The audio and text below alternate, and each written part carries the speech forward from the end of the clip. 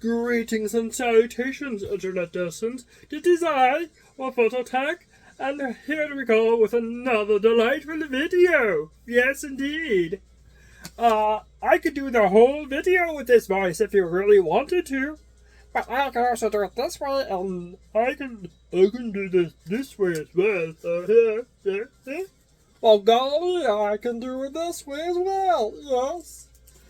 Oh, I could just shift it like this, and I could adjust it out a little lower, I do say.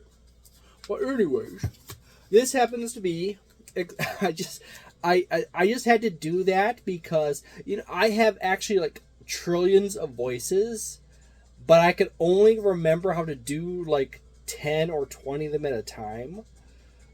And it's really hard. Sometimes, there's a whole bunch of crazy voices. But I had to make that point because this happens to be Critical Role's Explorer's Guide to Wildemount, which is Matt Mercer's D&D setting. And this is the Dungeons & Dragons 5th edition book for it. This setting was developed by Matt Mercer and his people. It has over it has 304 pages. It comes with a map of Wildemount. It is actually a rather delightful book. You have this nice table of contents and credits page here. And you have this very delightful, very nice Welcome to Wildemount section. Imagination is a strange and wonderful thing from Matthew Mercer.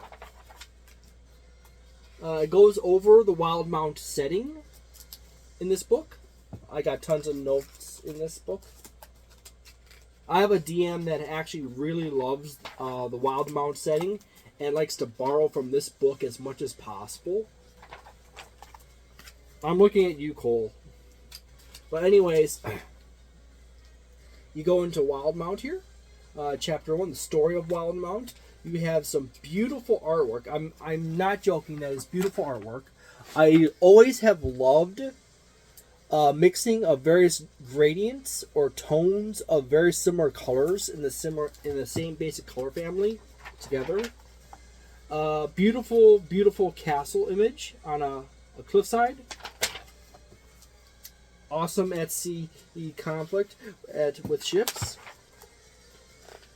You got some elves.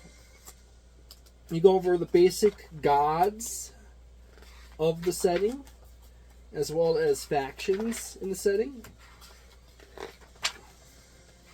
You got the alignment section here, because it's very old. It's somewhat old school in itself. Here's the factions and societies. You got the gods and various other religious institutions forward, and chapter 2 is factions and society.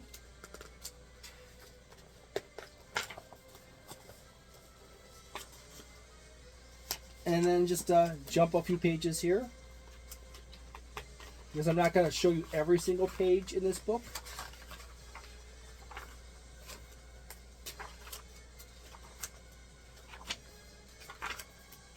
You've got the chapter 3, the Wildemount Gazetteer, which basically goes over the different locations in the world and the cultures, governments, and etc., etc.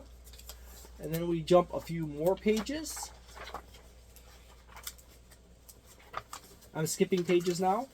There's almost typically a piece of artwork. You also, when it comes to the cities, you got population, government, defenses, commerce, and organizations within the city.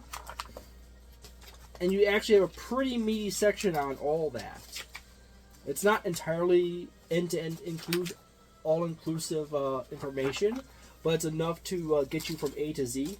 You happen to have character options in this book, such as the Aarakocra, Aasimar, Furbolgs, Genasi, Goblins, Goliaths, Kenku, and Tortles.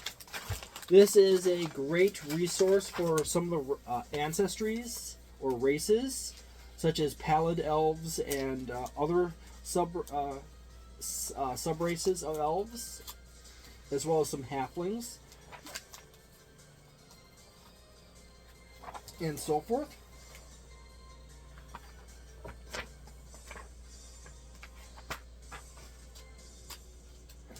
So many people think furbolgs are cows, and they're not. They're actually giants. They're not cows at all. You got genasi. You got gnomes, hobgoblins. You got hobgoblins, goblins, and bugbears here. Kenku, orcs, half orcs.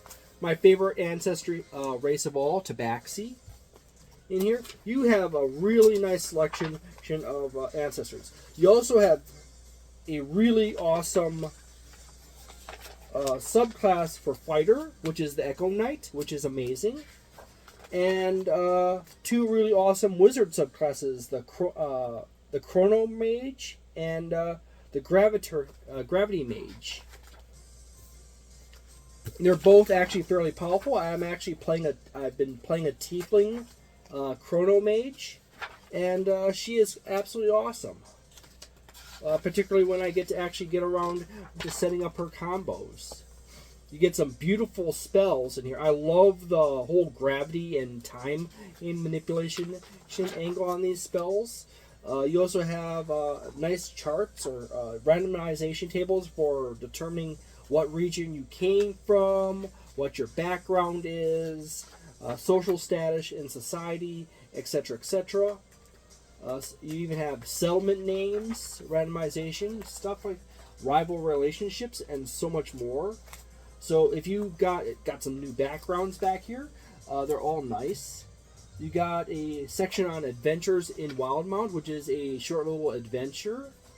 So your game master can just run you right through that to start out in Wildemount.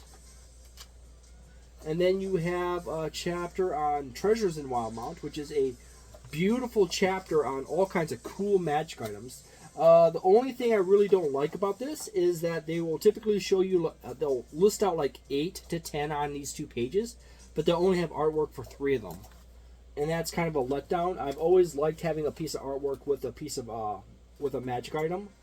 That way you always have a good idea. The rare case there's actually 4 pieces of artwork for like the 10 there. You got various other things. You got awesome beasts here for Wildemount as well as Blood Hunter in there. I find it fascinating that they didn't include Blood Hunter as a class as in the book. It's always fun to be going around on a Horizon back. The first time I ever had a Horizon back, my party, the party I was a part of, basically overthrew the driver and kidnapped the Horizon back. So we were pirates on sands. And you have this nice map here, which I never tore out. This book is actually like one of the best, the second best, most well-organized book. The other really well-organized book for Dungeons & Dragons 5th edition is Eberron. Explorer's Guide to Wildemount is also a really good organized book. It has a really good setup in the front that gets you into understanding the basic cultures of Wildemount, the religions and the factions. It is very well organized in that department. You have a nice selection of ancestors or races in D&D terms. You have 3 awesome subclasses in the book, as well as some nice magic spells and some good backgrounds to go along with that. The Game Master has a nice short little adventure that's also included in the book, which I forgot to actually take note of how long, what levels it's for. But you also have a really nice broad selection of magic items that go along with that, as well as a really nice little bestiary in the back with a good range of critters for a wide variety of situations. So this is another one of those awesome books that's like a 4-star territory book. It's a 4-star for a player, it's a 4-star for a game master. You both have really good stuff in this book to pick up. Players will enjoy the gravity magic and the subclasses, as well as the awesome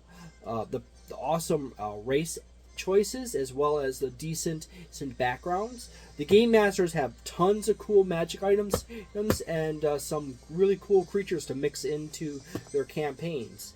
Plus, you have, if you want to ever play in Wildemount, you have the deities, as well as the information on the cities and all the other important stuff you really need to do. This is the kind of book that this and Eberron, Rising from the Last War, were basically the standards in which,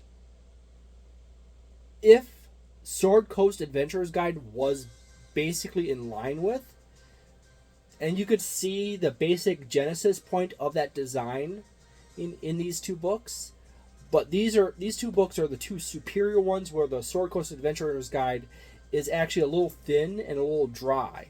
And it's understandable, because Sword Coast Adventurer's Guide was really early in Wizards of the Coast days, and it was during the time when they had a anemic staff to work on stuff. So there you go. If you're still buying official Dungeons & Dragons 5th edition stuff, you have not decided to stop buying stuff from them, I would recommend buying Explorer's Guide to Wildemount if you're a player and as a game master. They're both. This is a awesome book for both of those types of people. And if you like the lore of Critical Role, this is also a great book to pick up. So I hope you enjoy it. I hope you enjoyed this video, and I hope you have a delightful day, a nice night, a wonderful week, and a magnificent month. And see you next time.